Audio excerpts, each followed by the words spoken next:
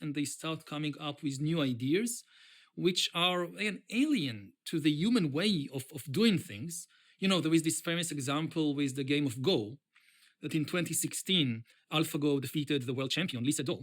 But the amazing thing about it was the way it did it. Because humans have been playing Go for 2,500 years. The board game is such a game in ancient China and considered one of the basic arts that any cultivated civilized person in Asia has to know. And tens of millions of Chinese and Koreans and Japanese played Go for centuries. Entire philosophies developed around the game of how to play. It was considered a good preparation for politics and for life. And people explored the entire globe, the entire landscape of Go. And AlphaGo and showed us actually 2,500 years, people are the landscape of Go. But the how to game, the same game, multiple years, not just this. This is and it's the same times, in for better or worse.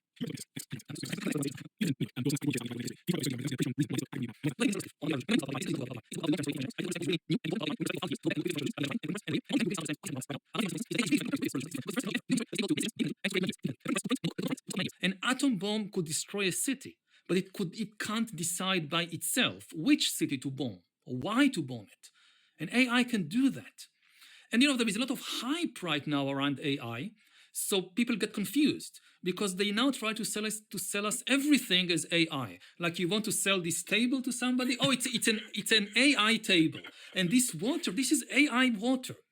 So people, what is AI? Everything is AI. No, not everything. There is a lot of automation out there, which is not AI.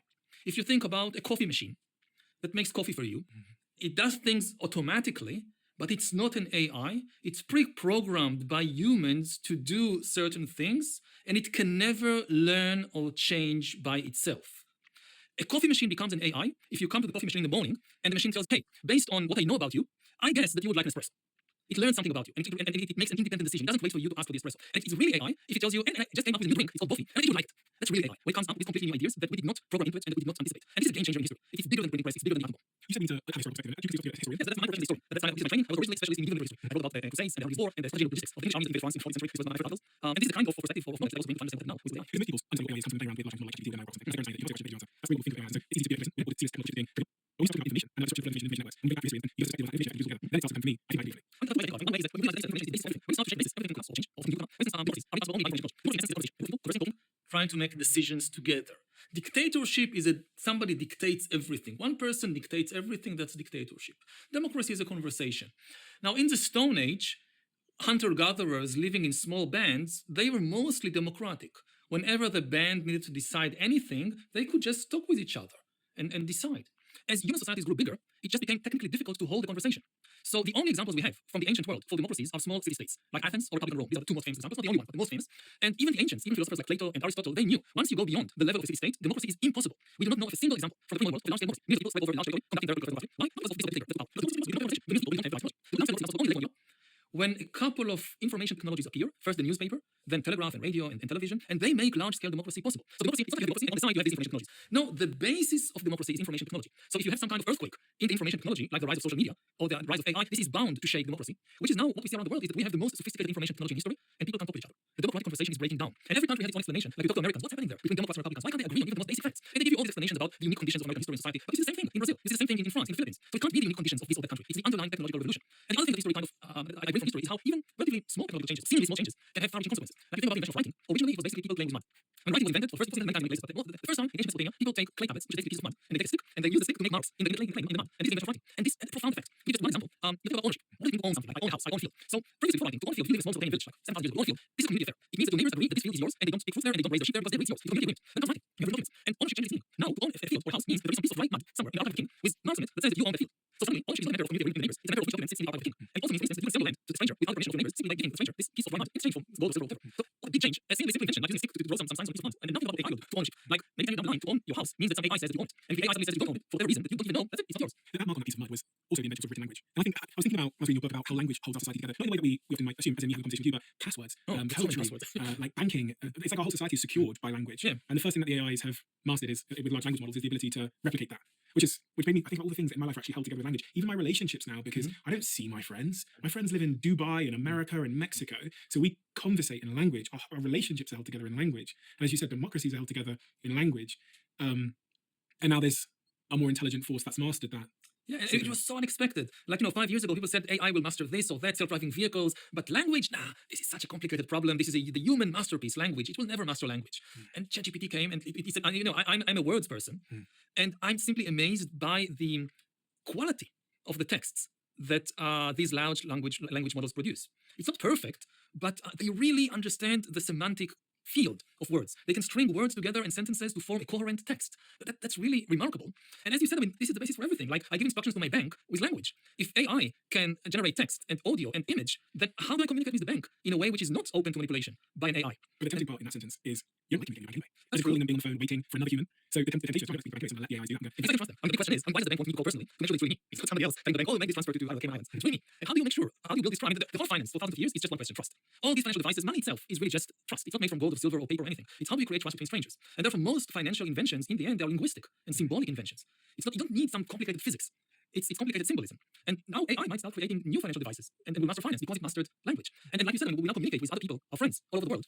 You know, in the 2010s, there was a big battle between algorithms for human attention. We're just discussing it before the podcast. Like, how do we get the attention of people? But there is something even more powerful out there than attention, and that's intimacy. If you really want to influence people, intimacy is more powerful than attention. How do you define intimacy? Someone that you have a long-term acquaintance with, that you know personally, that you trust, that to some extent that you love, you care about. And until today, it was utterly impossible to fake intimacy and to mass produce intimacy. You know, dictators would mass produce attention. You know, once you have on this radio, you can tell all the people in Nazi Germany or the Soviet Union, the great leader is giving a speech, everybody must turn the radio on and listen. So you can mass produce attention, but this is not intimacy. You don't have intimacy with the great leader. Now with AI, you can, for the first time in history, at least theoretically, mass produce intimacy with millions of bots, maybe working for some government, faking intimate relationships with us, which will be hard to know that this is a bot and not a human being. It's interesting because when I had so many conversations with relationship experts and a variety of people that speak to the decline in human intimacy and the rise in loneliness and us becoming more sexless as a society and all these kinds of things. So it's almost with the decline in human intimacy and human connection and the rise of this sort of possibility of artificial intimacy, it begs the question what the future might look like. People lonely than ever, more disconnected than ever, but still have the same absolute need for that connection, that feeling of love and belonging. And this is why we're seeing a rise in polarization at the same time, because people are desperately trying to belong somewhere and the algorithm is like reinforcing my echo chamber. So I'm, you know, and it's, but I don't know how that ends. I don't think it's deterministic. It depends on the decision we make individually and as a society. There are, of course, also wonderful things that this technology can do for us. The ability of AI to hold a conversation, the ability to understand your emotions, it can potentially mean that we will have lots of AI teachers and AI doctors and AI therapists that can give us better healthcare services, better education services than ever before. Instead of being, you know, a kid in a class of 40 other kids, that the teacher is barely able to give attention to this particular child and understand his or her specific needs and his or her specific personality, you can have an AI tutor that is focused entirely on you and that is able to give you a quality of education which is really unparalleled. I had this debate with my friend on the weekend. He's got two young kids who are 1 year old and 3 years old, and we were discussing in the future in sort of 16 years' time, where would you rather send your child? Would you rather send your child to be taught by a human in a classroom, which is described lots of people, lots of ways where they're not getting personalized learning, so if the classroom are more intelligent, they're being left behind. If they're more intelligent, they're being dragged back. Or would you rather your child sat in front of a screen, potentially, or a humanoid robot, and was given really personalized, tailored education? That was probably significantly cheaper than private education at university. I think it's a combination. I mean, I think that for many of the lessons, it will be better to go with the AI tutor, which you don't even have to sit in front of the screen. You can go to the park and get a lesson on ecology, just listening on as you walk. But you will need large groups of kids for break time, because very often you learn the most important lessons in school are not learned during lessons; they are learned during breaks. And this is something that should not be automated. You will still need large group of children together with human supervision for that. I feel like we've got a lot of this idea that publishing, having more information and more access to information will lead to more truth in the world, less conspiracy, more agreement. But that seems to be the case. Not at all. Most information will be junk. I mean, I think the best way to think about it is it's like food. That there was a time, like a century ago in many countries, where food was scarce. So people ate whatever they could get, especially with fat and sugar. They thought that more food is always good. Like if you ask your great-grandmother, she would say, yes, more food is always good. And then we reach a time of abundance in food. And we have all this industrialized processed food, which is artificially full of fat and sugar and salt and whatever. And it's obviously bad for us. The idea that more food is always good, no. And definitely not all this junk food. And the same thing has happened with information. That information was once scarce, so if you could get your hands on a book, you would read it because there was nothing else. And now information is abundant.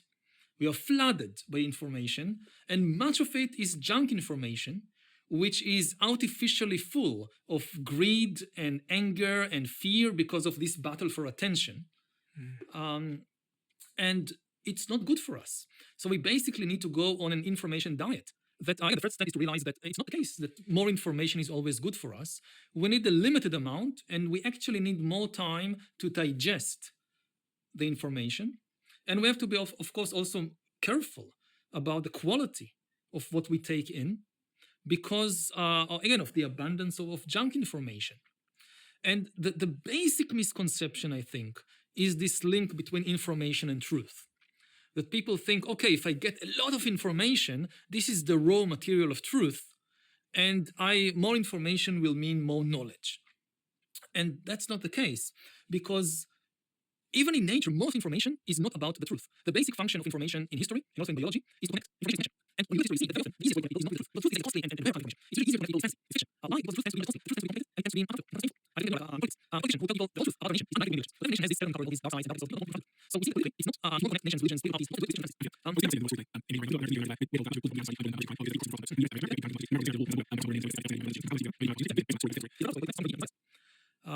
And if you want to get people's attention, if you want to get people's engagement, so the fear button is one of the motivations of the press. So if you live in a Stone Age tribe, one of your biggest worries is that the people from the other tribe will come to your territory and you will take your food or will kill you. So this is a very ingrained fear, not in humans, in every social animal. They did the experiments on chimpanzees that show that chimpanzees have also a kind of almost instinctive fear of disgust towards chimpanzees from a different band. And politicians and religious leaders, and they learn how to play on these human emotions, almost like you play on a piano. Originally, these feelings like disgust, they evolved in order to help us. On the most basic level, disgust is there because, especially as a kid, you want to experiment with different foods. But if you eat something that's bad for you, you need to throw it out. So you have disgust protecting you. But then you have religious and political leaders throughout history hijacking this defensive mechanism and teaching people from a very young age to not just to fear, but to be disgusted by foreign people, by people who look different. And this is, again, as an adult, you can learn all the theories and you can educate yourself that this is not true, but still very deep in your mind, if there is a part that is just, these people are disgusting, these people are dangerous. And we saw throughout history how many different movements have learned how to use this emotional mechanisms to motivate people. We sit down at a very interesting time, because two quite significant things happened in the last year as it relates to information, and many things we've been talking about. One of them is Elon Musk bought Twitter, and his mandate has been this idea of free speech. And as part of that mandate, he's unblocked a number of figures who were previously blocked on Twitter, but bringing them up for various reasons. And also this week, he regrets the fact he cooperated with the when they asked him to censor things on Facebook. One particular story, he says he regrets doing that. And it looks like, if you read what he's saying, well, he says, he says, we're going to push back harder in the future if governments or leaders ask us to censor messaging. What I'm saying is that Twitter's going to be a lot, and that's in advance, effectively the information flow. They're effectively doing free speech. Now, as I'm talking about it is crazy amazing. There are things like I've never really seen all this free speech. There's nothing about it, it's very interesting. I think now, really, how do you see something like, how do you think about, and we know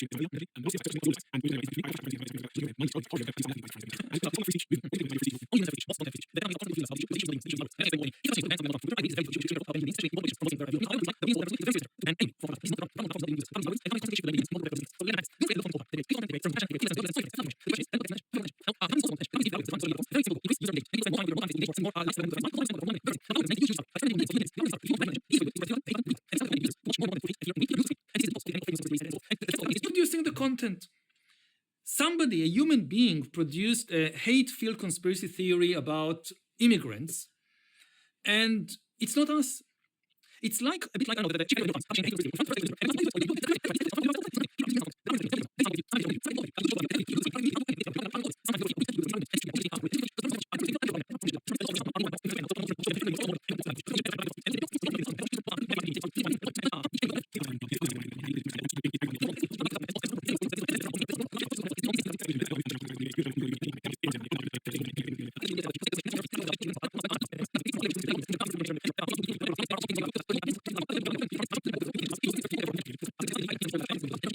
And a third condition is that you need to think that the people on the other side of the political divide, they are my rivals, but they are not my enemies. Now, the problem with what's happening now with democratic conversations is because of this tendency to go to more and more and more extremes, it creates the impression that the other side is an enemy. And this is a problem not just for the right, also for the left. That on both sides you see this feeling that the other side is an enemy and that its positions are completely illegitimate. And if we reach that point, then conversation collapses. And it should be possible to have complex conversations and discussions about difficult issues like immigration, like gender, like climate change, without seeing the other side as an enemy, which was possible for generations. So why is it that now it seems to be just impossible to talk with the other side or to agree about anything? We have the election in the United States this year. Very good one, yeah. Do you think about it? Yes. I mean, it seems like a very good point. Also, elections become really an issue if the elections will be the last elections. If one side is intense to change the rules of the game, it becomes power. Then it becomes essential. Because it moves works on the basis of separate mechanisms. That is the advantage of dictatorship. There's no mechanism in a dictatorship to identify and correct such mistakes. Like Putin. Yeah. There is just no mechanism in Russia that could say Putin made a mistake, he should let somebody else try a different course of action. This is the great advantage of democracy. You try something, it doesn't work,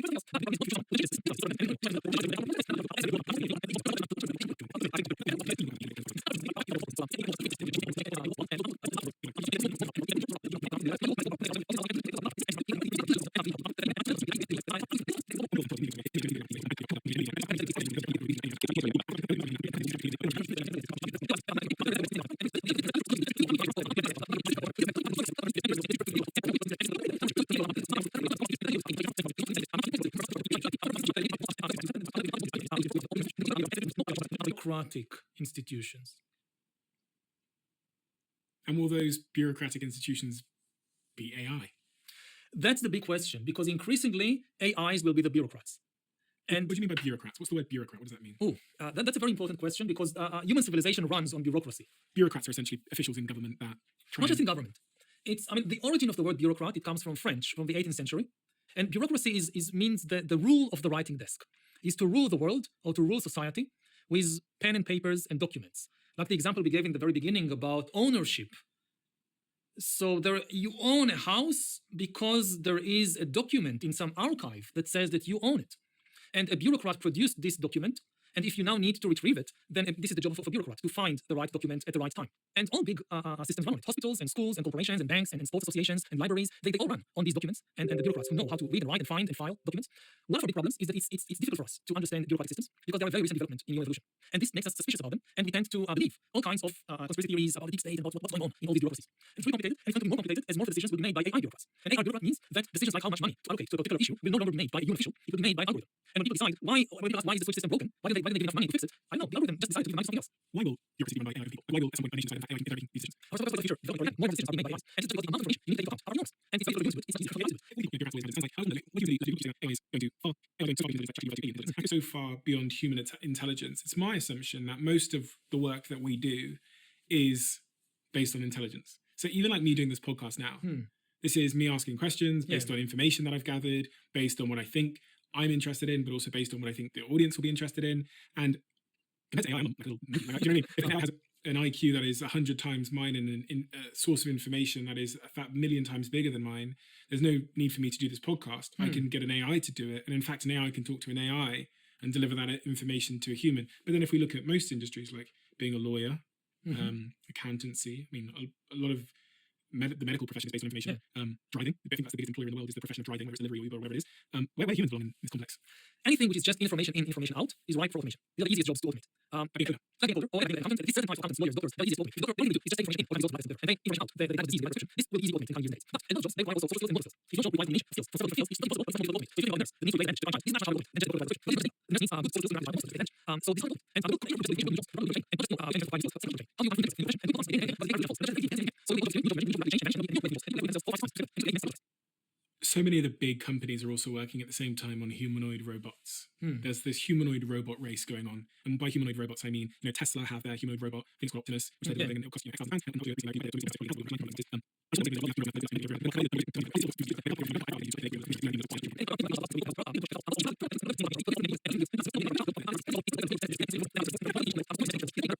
Frail flesh and blood human who knows what is pain and love and who can suffer, only they can connect us to the divine. So most people would not be interested in having the wedding conducted by a robot, even though technically it's very easy to do it.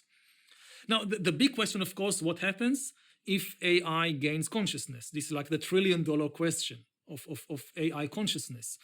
Then all bets are off. But that's a different and very, very big discussion. I mean, whether it's possible, how would we know, and so forth. Do you think it's possible? We have no idea. I mean, we don't understand what consciousness is. We don't know how it emerges in the organic brain. So we don't know if there is an essential connection between consciousness and organic biochemistry, so that it can't arise in an inorganic silicon-based computer. There is a big confusion, first of all, should be said again, between consciousness and intelligence. Intelligence is the ability to reach goals and solve problems. Consciousness is the ability to feel things like pain and pleasure and love and hate. Humans and other animals, we solve problems through our feelings. Our feelings are not something on the side. They are a main method for how to deal with the world, how to solve problems. Now, so far, computers, they solve problems in a completely different way than humans. Again, they are alien intelligence. They don't have any feelings. When they win a game of chess, they are not joyful. When they lose a game, they are not sad. They don't feel anything. Now, we don't know how organic brains produce these feelings of pain and pleasure and love and hate. So this is why we don't know whether an inorganic structure based on silicon and not carbon, whether it will be able to generate such things or not. That's, I think, the biggest question in science. And so far, we have no answer.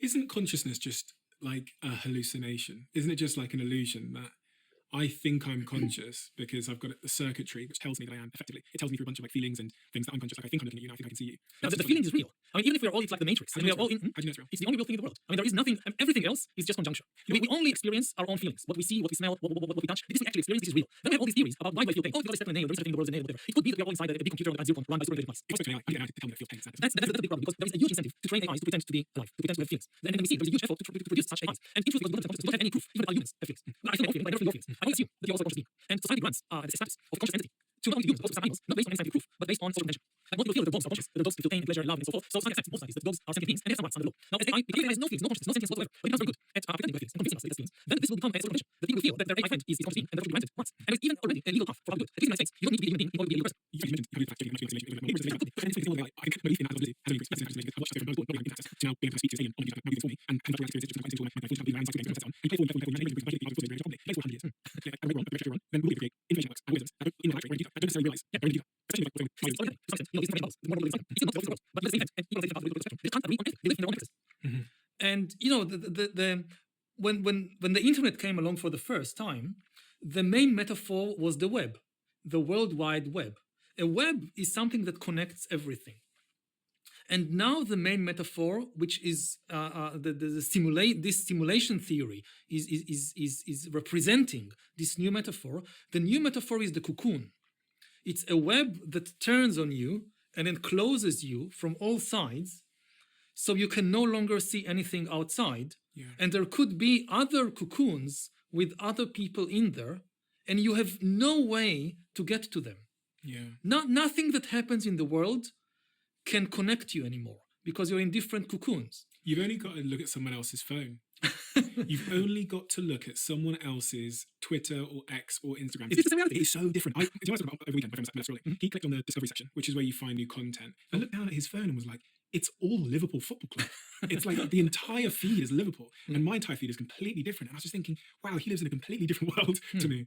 Because he's a Liverpool fan, I'm a Manchester United fan. And it's, and to think about that, like to think that when you open your phone, and many of us are spending up to 9 hours a day on our mobile phones, you're experiencing a completely different window into a completely different world than I am. And this was, you know, this is a very ancient fear.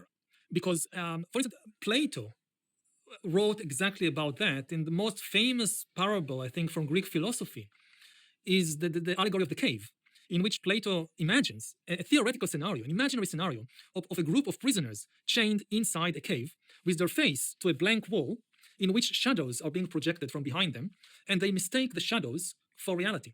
And he was basically describing, you know, people in front of a screen, just mistaking the screen for reality. And you have the same thing in ancient India with Buddhists and Hindu sages talking about Maya, which is the world of illusions. And the deep fear that maybe we are all trapped inside a world of illusions, that the most important thing that we think in the world, the wars we fight wars over illusions in our mind. And this is now becoming technically possible. Previously it was these philosophical thought experiments. Now, part of what is interesting at this point about the present era is that a lot of ancient philosophical problems and discussions are becoming technical issues that yes, we finally realize Plato take in your form.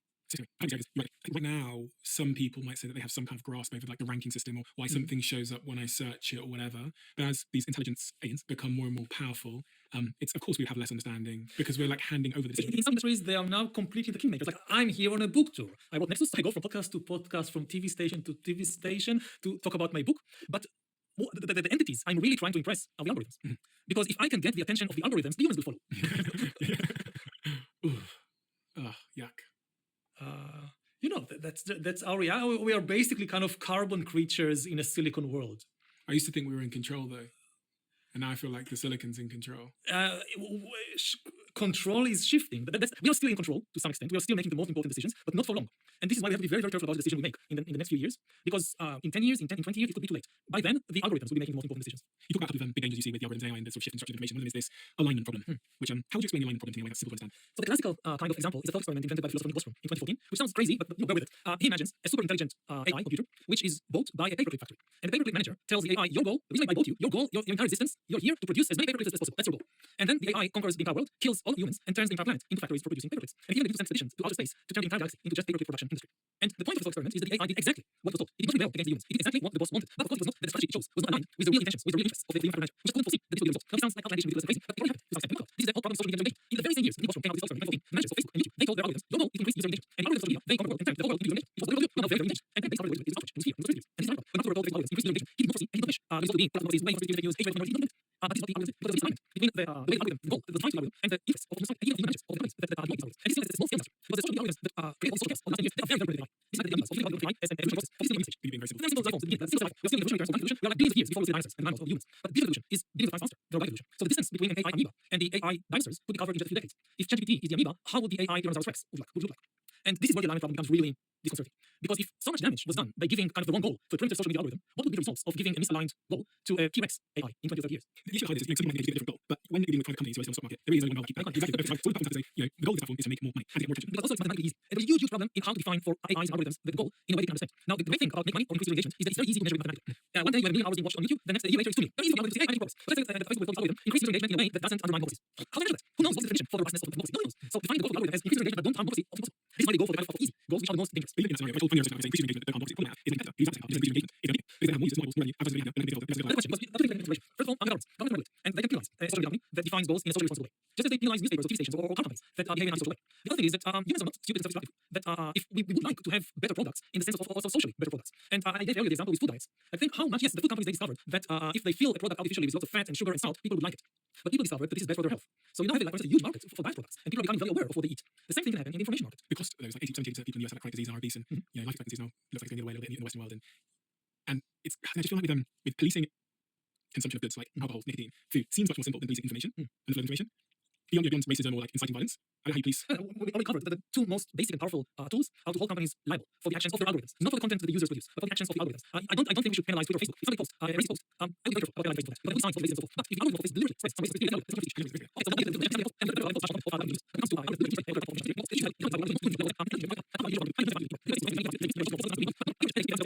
When it comes to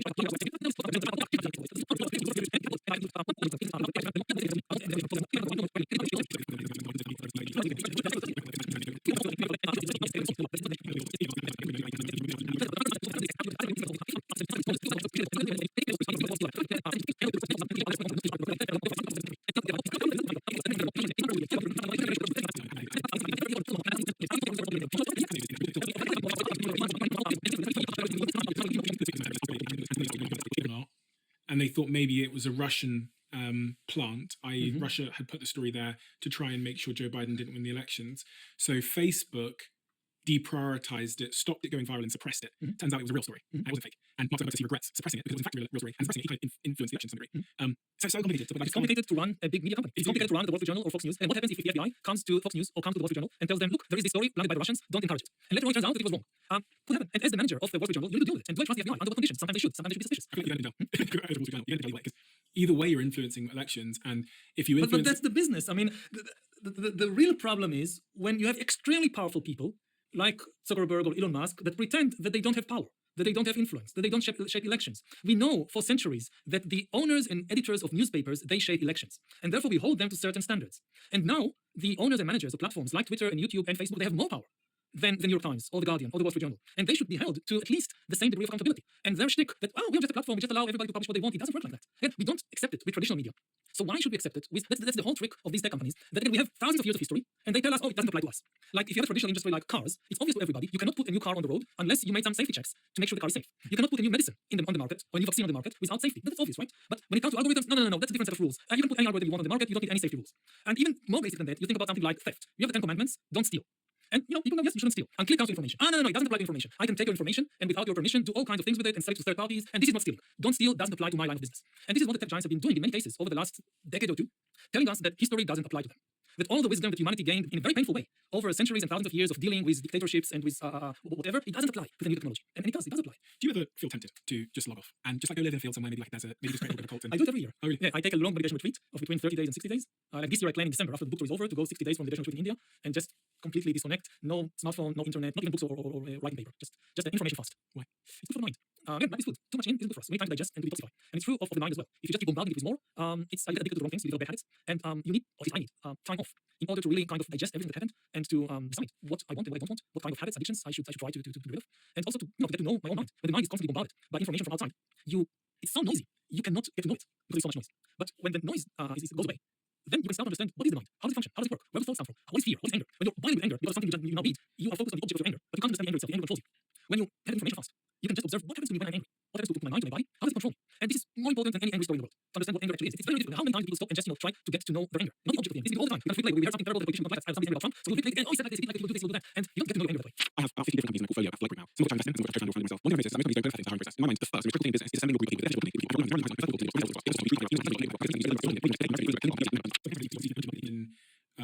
highway through the internet, through the Neuralink in their brain. That's just like and I'm going to feed information, acting on it, and you have this other people who decide to reject that. Who didn't get Neuralink, who aren't trying to interface with AI, and that are living in a tribe in some jungle somewhere. And my girlfriend said this to me many years ago. She's like, I think there's going to be a split. And I kind of like, whatever. But now I'm like, I can see why as things get more extreme, you go, you know what, I'm going to make a decision here.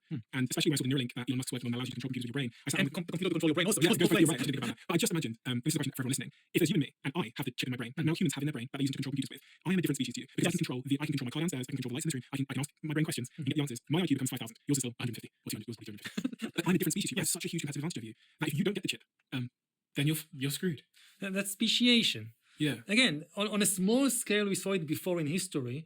There were the people who adopted the written documents and the people who rejected it. Right. And they are not with us anymore. Because the people who adopted the written document, they built these kingdoms and empires and they conquered everybody else. And we are in danger of the same thing happening. And this is not a good thing because it's not like life was better for the people with the documents. In many cases, life was better for the hunter-gatherers who lived before. So what's the solution? If I had to, having read your book, brilliant book, Nexus, a brief history of information networks from Stone Age to AI, what is the solution? How we stop the alignment problems, that's all becoming paperless, the social chaos, the misinformation, the silicon cloud that you talk about in the book. How do we stop these things just around the world? Is that, are you optimistic? The key is cooperation, connection between humans. I mean, the humans are still more powerful than the AIs. The problem is that we are divided against each other, and the algorithms unintentionally are increasing the divide. And this is the oldest rule of every empire is divide and rule.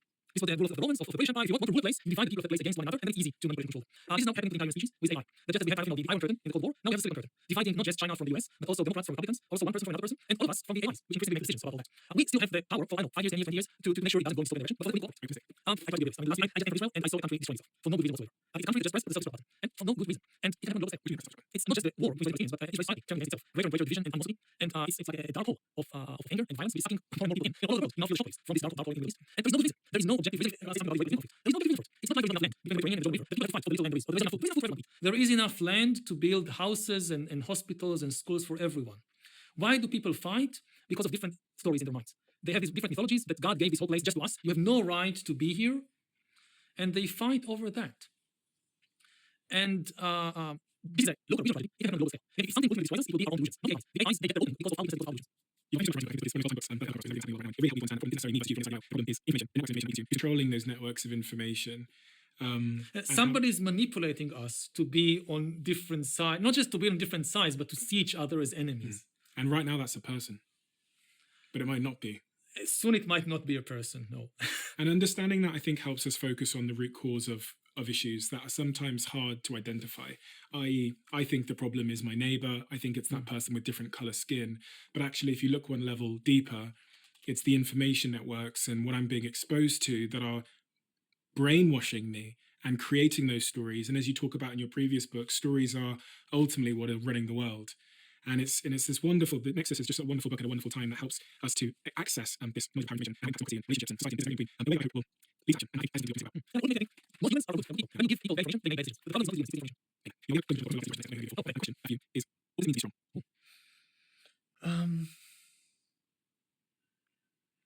To accept reality as it is.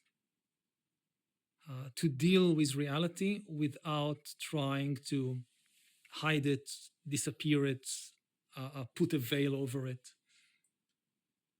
So interesting. I think you're right. I think you're right. Certainly, I'm with it. But you can. What would you say? What do I say? I guess I probably was spoken to like perseverance in the face of a lot of different difficulties. One of those is information. But it's just that idea of like persevering towards whatever your subjective goal is in the face of, in spite of a variety of different difficulties. Maybe that's strength. So that could be raising a kid, or it could be going to the gym, whatever. But I like your definition as well because I think it's much more important in the times we find ourselves in. And it's as a podcaster, you sometimes feel like you're caught right in the middle of it. I think everyone's trying to figure out if I'm like on the right wing, on the left wing, if I believe this, if I endorse every guest that I sit with, and you almost have to try and remain impartial. But it's very, very difficult for people to understand that because they want you to fit somewhere. And they want but that's weakness. I mean, you have a lot of people who claim to be very strong, who admire strength as a value, but they can't deal with parts of reality that don't fit into their worldview or their desire. And they think that strength is, I have the strength to just make these parts of reality disappear. And no, this is weakness. And again, sorry for going back to that, but this is also the war. Like, what is war? Is trying to disappear a part of reality that you don't like. In this case, an entire people. I don't like these people.